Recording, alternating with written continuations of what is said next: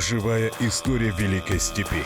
Уникальная культура древних саков, боевые навыки свирепых гуннов, виртуозы тувинского горлового пения, бьющие без промаха башкортский мерген, доблестные калмыцкие воины, величественная красота балкарских мелодий, мастера национального единоборства Саха, золотой голос Алтая и популярная сказительница Кыргызстана, неведающие страха джигиты Дагестана, корифеи азербайджанского танцевального искусства, прославленная в веках монгольская конница, знаток богатейшего наследия турецкой и тюркской музыки, воспетые в преданиях удалые запорожцы, наследники Волжской Булгарии, достославные кыргызские ратники, талантливейшие хакасские исполнители, космические композиции самых северных тюрков, свист стрел, топот копыт, завораживающие звуки национальных инструментов, красавицы в этнических костюмах, великаны в боевом облачении, грациозные танцовщицы, схватки борцов и силачей, турниры лучников, конно-спортивные состязания.